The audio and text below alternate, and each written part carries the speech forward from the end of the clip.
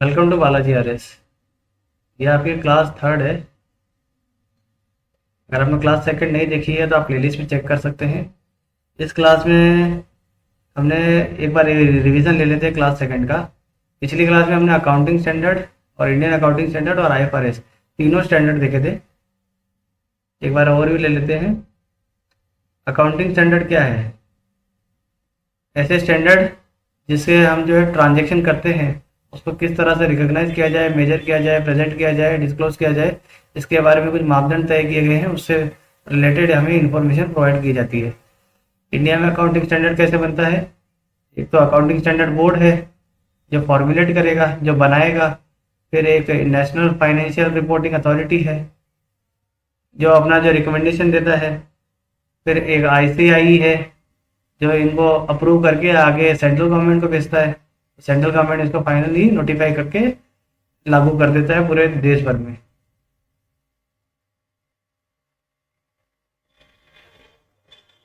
Indian accounting standard इसमें important है। पहले सेक्शन 133 के बारे में हमने डिस्कस किया था कंपनी एक्ट के 2013 में, जिससे जो है सेंट्रल गवर्नमेंट को पावर मिलती है इसको नोटिफाई करने की, और ये आईएफआरएस स्टैंडर्ड को अप्लाई करने के लिए इंडियन अकाउंटिंग स्टैंडर्ड हमने लागू किया है। आईएफआरएस और इंडियन अकाउंटिंग स्टैंडर्ड लगभग सेम ही है। जैसे कि अगर 101 में अगर ये हमने दिया है कि first time adoption of Indian accounting standard, तो जो आईएफआरएस 1 था वो भी यही है। 102 में शेयर बेस्ड पेमेंट है, आईएफआरएस सेकंड में भी शेयर बेस्ड पेमेंट है। 3 में बिजनेस कॉम्बिनेशन है 103 में, और 3 आईएफआरएस थर्ड में ये बिजनेस कॉम्बिनेशन था।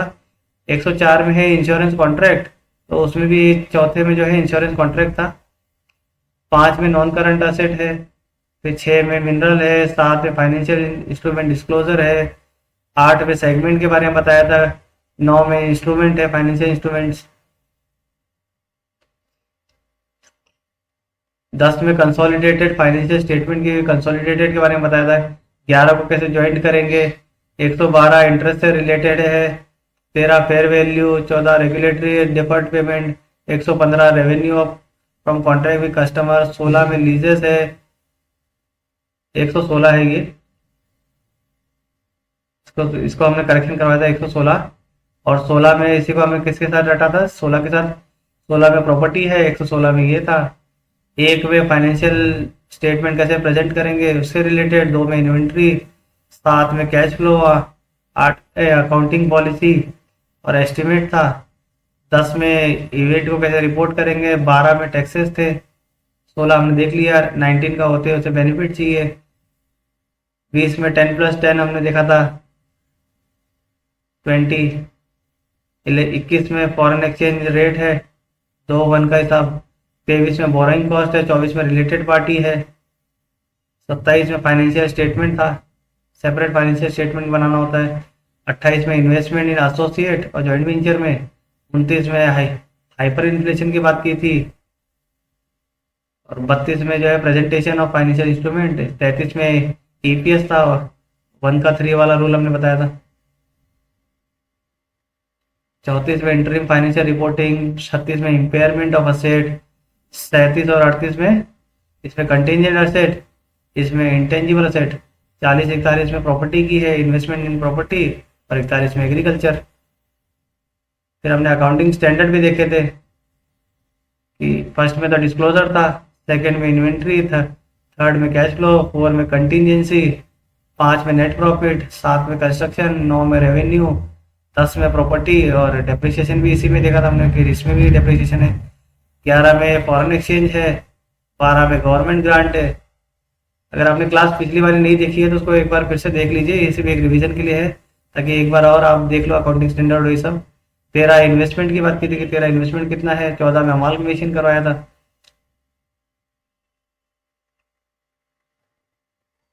15 का होते ही फिर वापस एम्प्लॉय बेनिफिट है, नहीं करेंगे तो 16 में वो बोरो कर लेगा।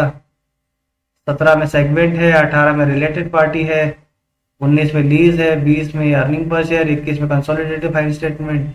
22 में फिर टैक्सेस है। 12 उधर था, यहाँ 22 है।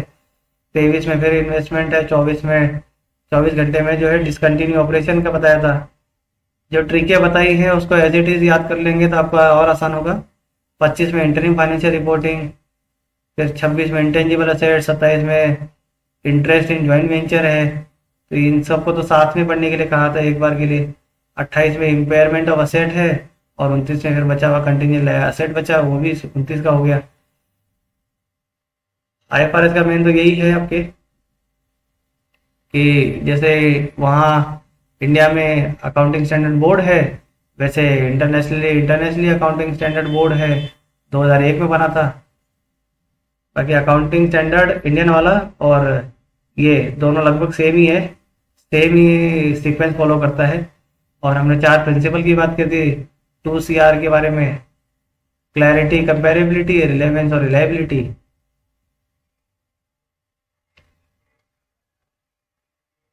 इसमें एक चीज़ और बतानी थी मुझे कि जो ये IFRS 4 है और 17 है, नीचे आप देख सकते हो, दोनों इंश्योरेंस कॉन्ट्रैक्ट के बारे में बात करते हैं।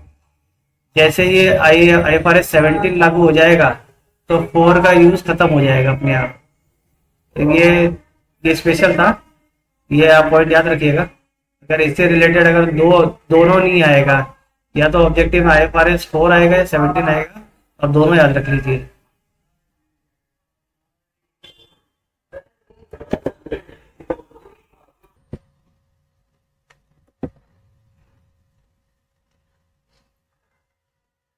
अब हम क्लास 3 स्टार्ट करते हैं।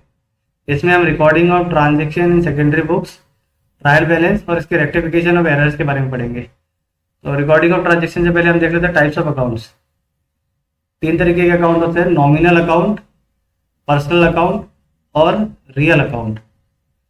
नॉमिनल अकाउंट में जितने भी आपके P&L के एक्सपेंडिचर और उससे रिलेटेड एंट्री होती है, इनकम से रिलेटेड, वो इसमें काउंट की जाती है, जैसे commission received, salary account, rent account, interest account.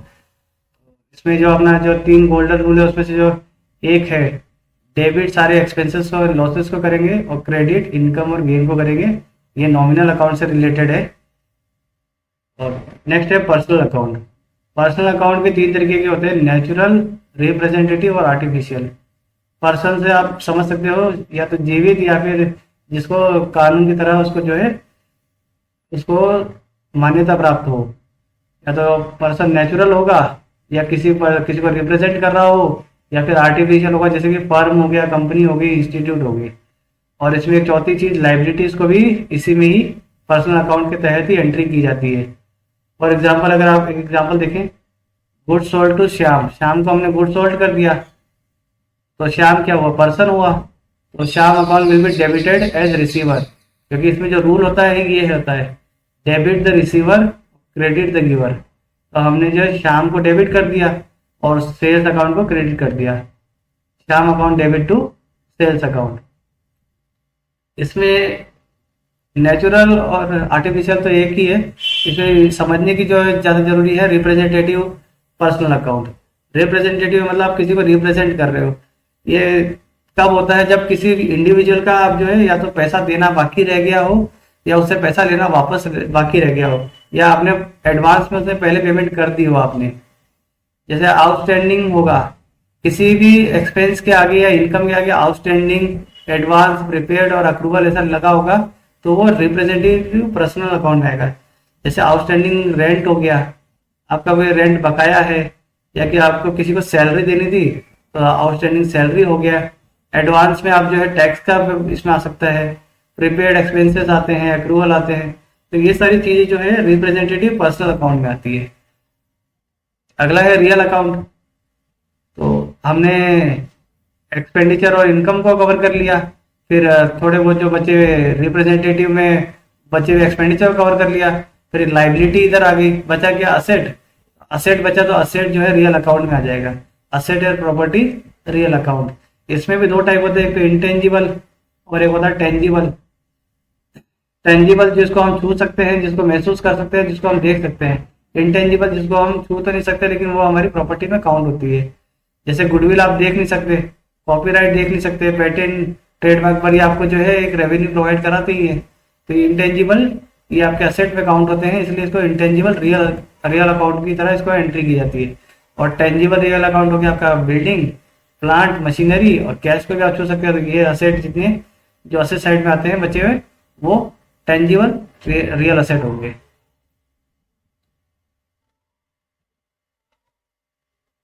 तो इसमें कौन सा है, debit what comes in and credit what goes out.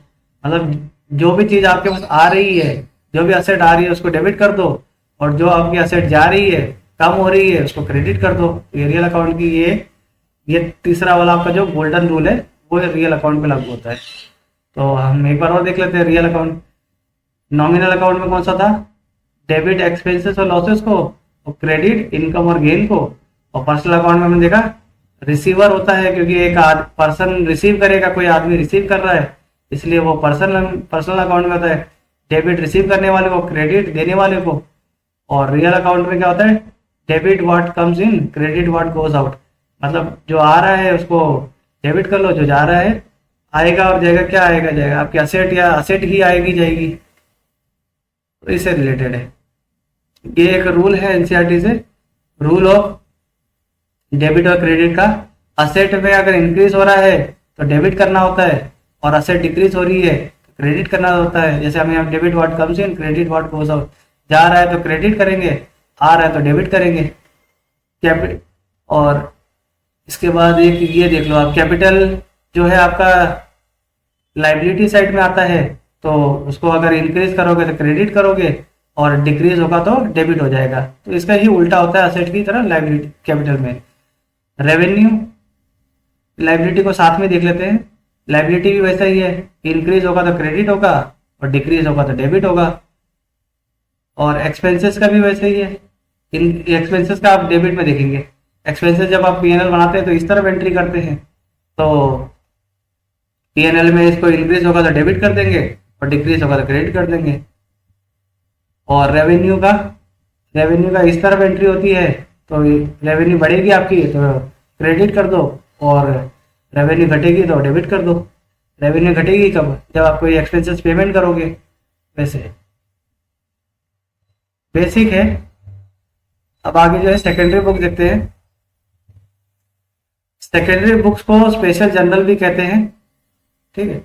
एक बड़ी फर्म होगी तो वो जर्नल एंट्री आपने देखा होगा कि कोई अकाउंट डेबिट टू, जैसे purchase account debit to cash, ऐसे करके खूब सारे मशीनरी परचेस कर ली, खूब सारा फिर एक्सपेंसेस हो गया, फिर कुछ सारे आपको गेन भी, ये इनकम हो गई। तो इन सबको जो है एक बड़ी फर्म होगी जो वो इस सबको मैनेज नहीं कर पाएगी, अपने जनरल अकाउंट को, जनरल एंट्रीज को। तो वो क्या है, अपनी बुक्स को जो है टुकड़ों में बांटती है, सब्सिडियरी बुक्स बनाती है 8 तरीके की, जिसमें जो है अपनी अलग अलग एंट्री करती है। जैसे कैश के लिए अलग एंट्री, अलग बुक बना लेती है, सेल्स के लिए अलग बुक बना लेती है, और अगर परचेज करना हो तो उसके लिए एक अलग बुक बनाएगी। इनका रिटर्न होगा तो अलग बुक होगा, इसका रिटर्न होगा तो इसका अलग बुक बनेगी, ताकि वो चीज़ों को आइडेंटिफाई करना आसान हो जाए। तो इसको सब्सिडरी बुक या डे बुक भी कहते हैं, सेकेंडरी बुक को। और इसमें एंट्री करने के बाद जो है आपको लेजर में इसको ट्रांसफर करना भी आसान हो जाता है। अब टाइप्स ऑफ सब्सिडरी बुक देख लेते हैं। पहली क्या है, कैश बुक। कैश बुक में 3 तरीके की कैश बुक होती है। एक तो सिंगल कॉलम, कि आपने जो है एक यहाँ पे पर्टिकुलर लिखा और एक अमाउंट लिख दिया। एक डबल कॉलम, एक ट्रिपल कॉलम। सिंगल कॉलम में कैश रिसीव्ड और कैश पेमेंट, जो नॉर्मल आप रिसीव कर रहे हो, पेमेंट कर रहे हो, उसकी एंट्री कर लोगे। डबल कॉलम में आप एक कॉलम तो कैश का भी बनाओगे और एक कॉलम बैंक का बनाओगे, पर्टिकुलर कैश और bank. Cash received, cash payment के साथ साथ जो बैंक रिसीव्ड और बैंक पेमेंट होता है वो भी इसमें एंट्री होगी।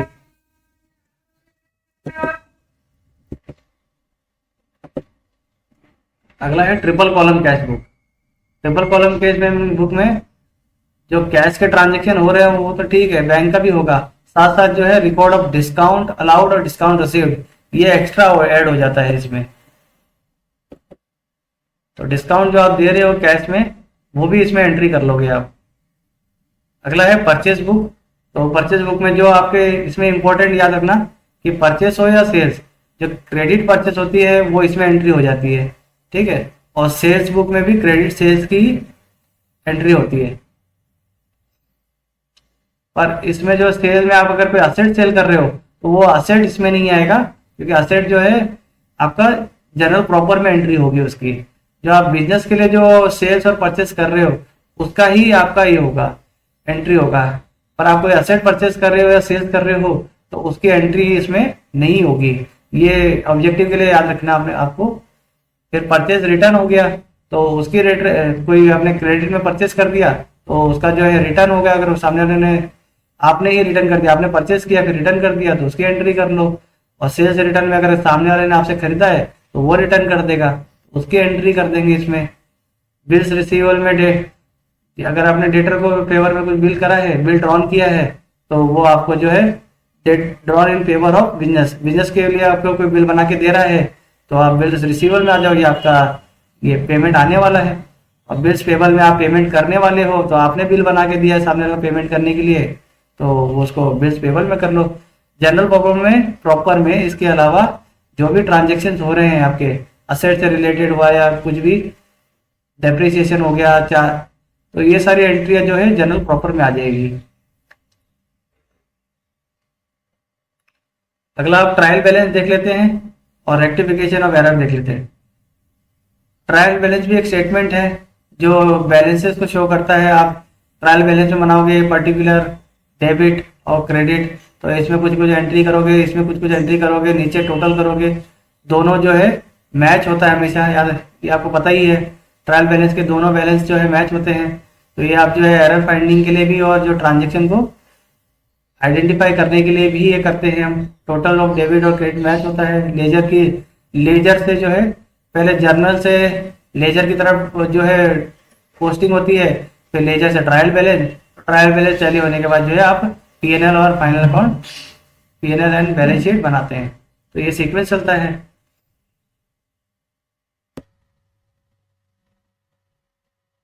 ट्रायल बैलेंस को प्रिपेयर करने के लिए 3 मेथड है, टोटल मेथड, बैलेंस मेथड और टोटल कम बैलेंस मेथड। आप जब लेजर अकाउंट बनाते हैं तो उसमें डेबिट और क्रेडिट का ये आप जो है एंट्री करते हैं, तो नीचे एक टोटल लगाते हैं दोनों तरफ जो आपका बैलेंस होता है। तो ये जो टोटल वाला है ये आपका जो है आप इसमें ट्रायल बैलेंस में ट्रांसफर करते हैं। तो टोटल मेथड में टोटल जो आपका नीचे लगाते हो उसको ट्रांसफर करते हैं। और बैलेंस मेथड में जो आप यहाँ पे या तो यहाँ बैलेंस निकलेगा या ये बैलेंस निकलेगा, जो भी आपका बैलेंस निकलेगा उसको यहाँ आप जो है इसको बैलेंस को ट्रांसफर यहाँ करोगे। टोटल कम बैलेंस मेथड में आप 2 की जगह 4 कॉलम बनाओगे, ये वाला टोटल भी ट्रांसफर करोगे और ये जो आपका बैलेंस यहाँ निकल के आता है उसको भी ट्रांसफर करोगे। तो एक बार ये ट्रायल बैलेंस एक बार देख लो कि कैपिटल में जो है क्रेडिट बैलेंस होता है, land and building debit, plant and machinery, equipment, furniture, cash in bank, cash in hand, debtor, bills receivable, stock of raw material, stock of finish good, purchase, carriage inward, carriage outward, sales, ठीक है, sales, purchase return, interest, commission, salary, land and building, long term loan है आपका, फिर ये bills payable है, ये सारे creditors, ये सारे एक साथ यहाँ पर आ गए आपके। और फिर लास्ट में जो है ये दोनों बैलेंस इक्वल होगा। अगर ये इक्वल नहीं है तो या तो आपने जो है अब 2 तरीके के एरर होते हैं इसमें।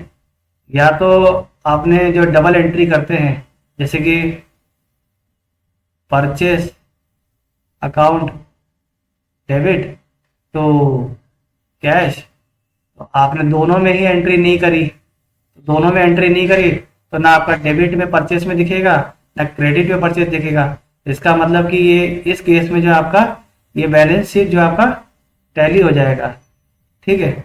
या तो फिर सेकंड, एक तो ये हो गया।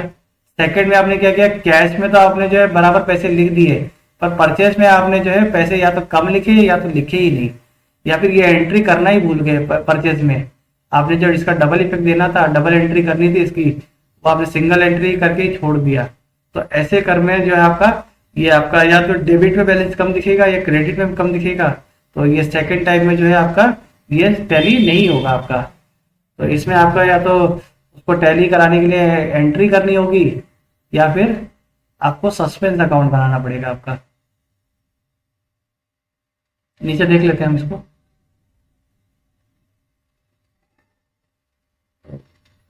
एरर फाइंडिंग, ठीक है, स्टार्ट करते हैं एरर फाइंडिंग से रिलेटेड।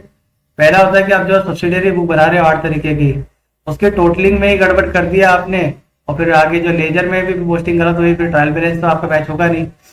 या फिर posting of journal entry in ledger, आपने ये सही बनाया, पर आपने जो जनरल एंट्री में जो पोस्टिंग करनी थी, यहाँ से जो आप जनरल एंट्री से लेजर में ट्रांसफर करते हो, तो आपने सही से उसकी पोस्टिंग नहीं करी। या फिर तीसरा, जो आप लेजर का जो नीचे टोटल लगाते हैं दोनों तरफ का, तो उस कैलकुलेशन में ही आपने गलती कर दी, उस या फिर उसमें गलती कर दी, या फिर बैलेंस निकालने में गलती कर दी आपने।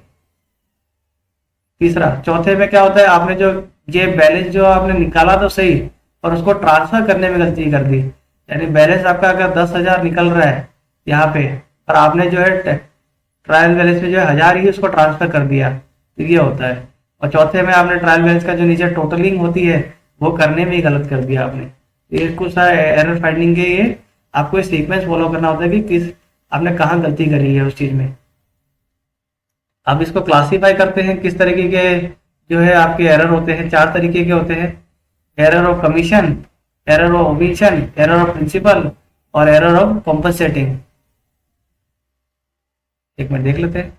हाँ, कॉम्पनसेटिंग एरर, तो इसको ऑब्जेक्टिव एग्जाम में ज्यादातर यही पूछा जाता है कि ये एरर किससे रिलेटेड है। तो कमीशन का एरर कब होगा आपका, जब आप रॉन्ग अमाउंट या committed due to wrong posting of transaction या रॉन्ग टोटलिंग और रॉन्ग बैलेंसिंग। आपने जो है पोस्टिंग गलत कर दी, या फिर रॉन्ग टोटल लगा लिया, या बैलेंस गलत कर दिया, या फिर आपने जो कास्टिंग करते हैं कि आपके जो ट्रांजेक्शन हुआ था वो 10,000 का हुआ था, पर आपने जो सब्सिडरी बुक में 1000 रुपया ही उसको रिकॉर्ड किया, यानी कि जनरल एंट्री में ही आपने गलती कर दी। तो जो अमाउंट से रिलेटेड अगर कुछ गड़बड़ करोगे तो वो कमीशन का एरर होता है। और ओमिशन का इंग्लिश मतलब ये होता है कि आपने उसको ओमिट कर दिया, यानी आपने उसको छोड़ दिया, उस ट्रांजेक्शन को पूरा ही छोड़ दिया, कंप्लीटली ओमिटेड, मतलब पूरी तरह से ही उसको रिकॉर्ड ही नहीं किया कहीं पे, ना जनरल में कर दिया, या जनरल में कर दिया तो लेजर में नहीं किया, लेजर में किया तो ट्रायल बैलेंस में नहीं किया, कहीं ना कहीं आपने जो उस ट्रांजेक्शन को पूरी तरह से छोड़ दिया। अगला है प्रिंसिपल ऑफ एरर। आपके पास जो है कुछ एक्सपेंडिचर होते हैं, कुछ रिसिप्ट होती है। अब कुछ एक्सपेंडिचर जो है कैपिटल रिसिप्ट होती है, कुछ आपकी जो है कैपिटल रेवेन्यू एक्सपेंडिचर होता है, कुछ आपके जो है कैपिटल रिसिप्ट होती है, कुछ आपकी रेवेन्यू रिसिप्ट होती है। आपने इसमें ही जो है कैपिटल एक्सपेंडिचर को, जो आपका कैपिटल है एक्सपेंडिचर यानी कि असेट, आपने असेट को खरीदी और उसको जो है आपने रेवेन्यू एक्सपेंडिचर यानी कि पीएनएल में उसको लिख दिया। आपने आपको असेट की जगह लिखने की जगह पे आपने पीएनएल में लिख दिया, उसको आपको एज ए रेवेन्यू एक्सपेंडिचर आपने दिखा दिया उसको। तो वो आपकी जो एरर होती है वो आपकी प्रिंसिपल से रिलेटेड एरर होती है। इसमें जो आपके असेट और लाइबिलिटी है, जो बैलेंस शीट के जो आइटम है, उसमें भी अगर आपने अमाउंट से रिलेटेड कम ज्यादा कर दिया, जैसे 1 करोड़ की असेट है उसको आपने 90 लाख दिखा दिया, तो वो ओवरकास्ट और अंडरकास्ट वाली जो है इनकम, असेट और लाइबिलिटी है, उसको जो है ये प्रिंसिपल एरर में ही काउंट किया जाता है।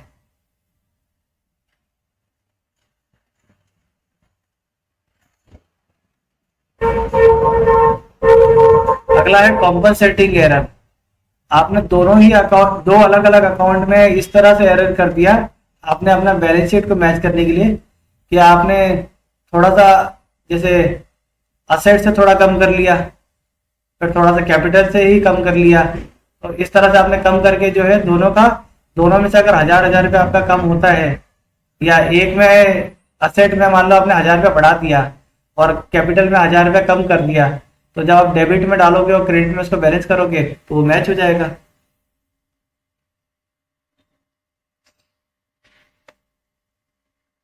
कॉम्पनसेट कर रहे हो आप ट्रांजेक्शन को।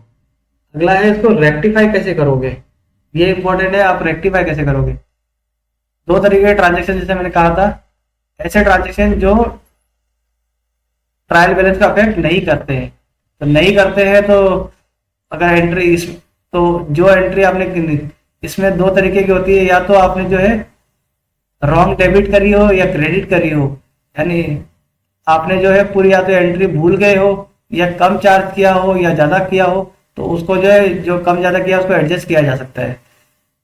और या फिर जो है आपने गलत को सही करके उसको रिस्टोर कर लो रिवर्स करके। तो इसमें जो ट्रायल बैलेंस अफेक्ट क्यों नहीं होता, क्योंकि आपने जो है दो, जब आप किसी ट्रांजेक्शन को कर रहे हो तो आपने तो जो डबल एंट्री सिस्टम है, तो दोनों में ही आपने जो है उसको उस इफेक्ट को, जो गलत इफेक्ट को रिकॉर्ड कर लिया। यानी एक में भी आपने जो है सही एंट्री नहीं करी, इसलिए जो आपका ये वाला बैलेंस अगर डेबिट में जाएगा, ये वाला क्रेडिट में जाएगा, दोनों में ही आपका जो है, जैसे आपका ट्रायल बैलेंस हो गया डेबिट और क्रेडिट, तो आपने इसको यहाँ ट्रांसफर कर दिया, इसको यहाँ ट्रांसफर कर दिया, दोनों में ही आपने जो है गड़बड़ करी है, तो आखिर में जो है बैलेंस टोटल हो जाएगा। अब इसके कुछ एग्जांपल देख लेते हैं। जैसे एरर ऑफ ओमिशन, ओमिशन में क्या ट्रांजेक्शन आपने ओमिट ही कर दिया। जैसे credit sale to Ram, Ram को आपने क्रेडिट सेल किया, उसको रिकॉर्ड ही नहीं किया, तो आपने रिकॉर्ड नहीं किया है तो सही एंट्री क्या करोगे, आप उसको रिकॉर्ड कर लोगे, Ram account debit to sales account, या अपनी एंट्री कर दी तो या आपने जो है ट्रायल बैलेंस में इसको इफेक्ट दे दोगे और ट्रायल बैलेंस सही हो जाएगा। अगला है एरर ऑफ कमीशन। कमीशन में क्या होता है, मैंने कहा था कि अमाउंट से रिलेटेड थोड़ा बहुत कम ज़्यादा कर दिया आपने।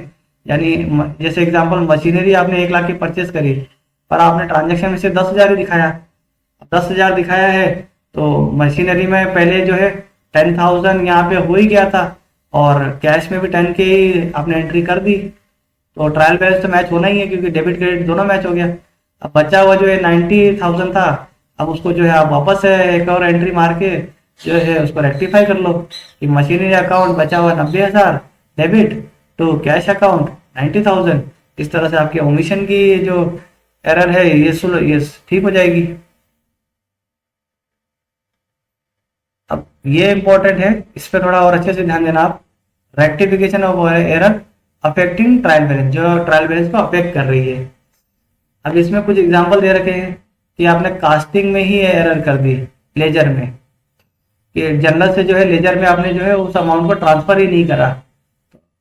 हर एक की जो है आपने लेजर में जनरल में डबल एंट्री करी होगी, तो इसमें क्या होता है, या तो डेबिट में आपने ट्रांजेक्शन गलत कर दिया और क्रेडिट में सही कर दिया, या फिर डेबिट में सही कर दिया क्रेडिट में गलत कर दिया, तो इसमें क्या है आपके ट्रायल बैलेंस में डिफरेंस आएगा। आपका जो या तो डेबिट और ये जो आपका क्रेडिट है, ये जो है दोनों टोटल मैच नहीं करेगा। क्यों? क्योंकि या तो आपने डेबिट में कम दिखाया है, क्रेडिट में बराबर दिखाया आपने, या डेबिट में बराबर दिखाया है आपने ट्रांजेक्शन और क्रेडिट में कम दिखाया है। तो आपने जो है, अब जब दोनों एंट्री होती है तो जब आप लेजर में ट्रांसफर करोगे तो डेबिट में ये लेजर के दोनों अकाउंट में जो आप ट्रांसफर करोगे, कास्टिंग करोगे, यानी इसको उस एंट्री को जो है लेजर में ट्रांसफर करोगे। ये वाला तो आपने सही ट्रांसफर कर दिया, आपने डेबिट सही ट्रांसफर कर दिया, क्रेडिट का जो है अमाउंट ट्रांसफर करने में आपने गलत कर दिया, तो ये उससे रिलेटेड है। एरर ऑफ कैरी फॉरवर्ड, अभी जो है लेजर का जो ये जो बैलेंस निकलता है, balance brought forward carry forward वाला, उसमें आपने गलत कर दिया, या टोटल बैलेंसिंग में ही गड़बड़ कर दिया, या posting of correct account in wrong, posting to correct account but with wrong amount.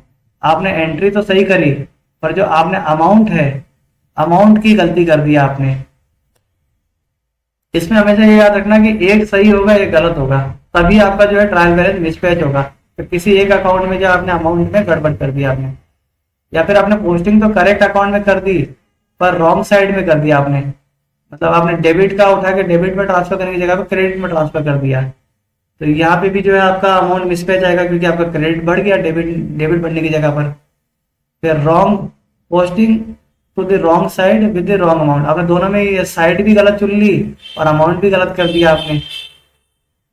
Omitting to show an account in trial balance, आपने जो जो बैलेंस आपने जो अमाउंट शो करना था आपने पूरा का पूरा दिखाया ही नहीं, ट्रांसफर ही नहीं कर पाए, मतलब आपने बैलेंसिंग तो निकाल लिया, लेजर तो आपने सही बनाया आपने, और इसको जब ट्रांसफर करने की बारी आई तो आप भूल गए। तो एक तो ट्रांसफर हो गया डबल एंट्री के हिसाब से, जो दूसरा अकाउंट इसका आपने बनाया होगा इसका डबल इफेक्ट वो तो ट्रांसफर हो गया, यहाँ हो गया। एक तो ये तो टैली हो जाएगा, ये सही टैली होगा, पर ये अंडर कास्ट हो जाएगा, मतलब ये कम कम बैलेंस आएगा। सस्पेंस अकाउंट ये बनता है इसके में। आपको सम को समझना है कि सस्पेंस अकाउंट बनेगा कब। The error which affect only one account, अगर एक ही अकाउंट को इफेक्ट कर रहा है तो इसको रेक्टिफाई करने के लिए आप सस्पेंस अकाउंट बनाओगे।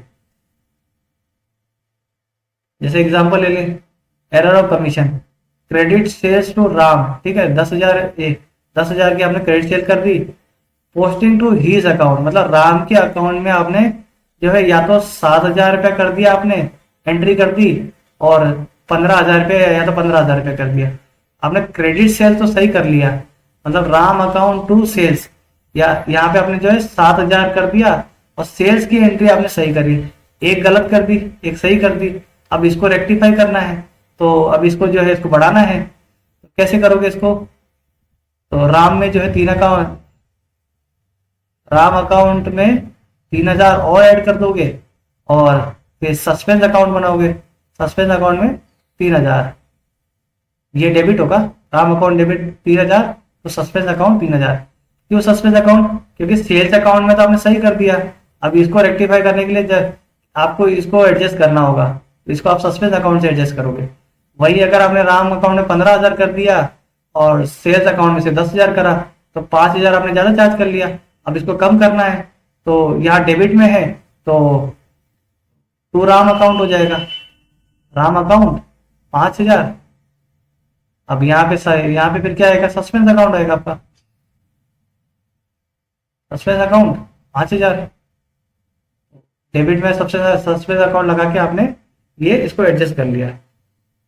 और समझ रहे हो, किसी एक अकाउंट में ये लिखा होगा टू हिज अकाउंट या टू सेल्स अकाउंट, किसी एक अकाउंट में जो आपने कम ज्यादा कर दिया, कमीशन का एरर करा है आपने।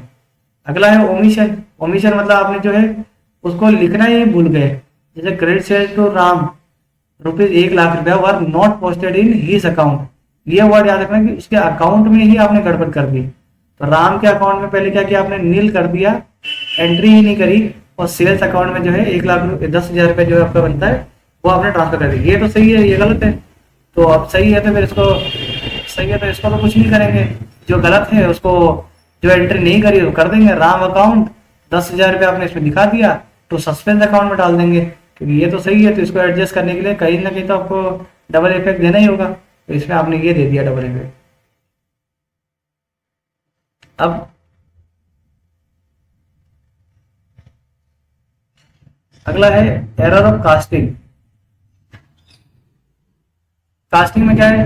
Wrong total in subsidiary book, for example purchase book actual total 21,000 था, आपने 25,000 कर दिया, मतलब आपने जो जनरल एंट्री में ही एंट्री गलत कास्ट कर दी, मतलब गलत एंट्री कर दिया आपने, तो जिसकी वजह से जो है ये 21,000 और 25,000 का डिफरेंस आ रहा है।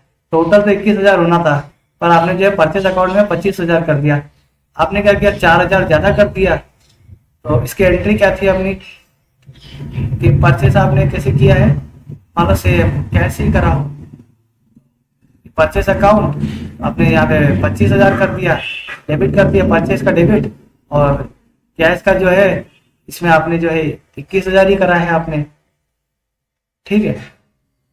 तो अब इसको एडजस्ट करना है, ये डेबिट है तो इसको हमने क्या क्रेडिट में कर दिया, परचेज अकाउंट में क्रेडिट में चला गया 4,000, और डेबिट में क्या आ जाएगा कि एंट्री को रिवर्स कर दिया ना हमने, यहाँ 5,000 ज्यादा चार्ज कर दिया, 4,000 ज्यादा चार्ज कर लिया था हमने, तो इसको क्रेडिट में कर दिया और सस्पेंस अकाउंट को डेबिट करके 4,000 कर दिया हमने, इसको एंट्री को सही करने के लिए। अगला एक और देख लो आप, ये थोड़ा इस पे ज्यादा ध्यान देना। Credit sale 16,000 were posted to commission account, यानी क्रेडिट सेल की जगह पे आपने कमीशन अकाउंट में जो है वो 16,000 ट्रांसफर कर दिया।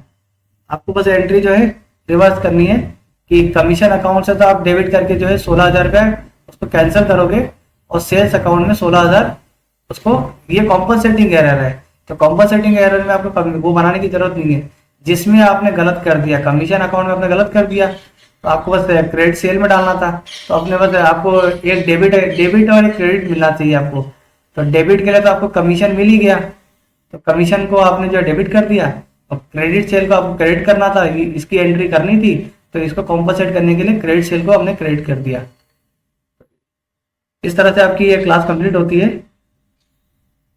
इसको आप एक दो बार और देख लीजिए, लास्ट के पोर्शन को और बीच के कुछ कुछ इंपॉर्टेंट को, क्योंकि इसमें से आपके सवाल अच्छे खासे बनेंगे। Okay, have a nice day. अच्छे से पढ़िए और इसके एग्ज़ाम की पूरी अपनी मेहनत लगा दीजिए। Have a good day.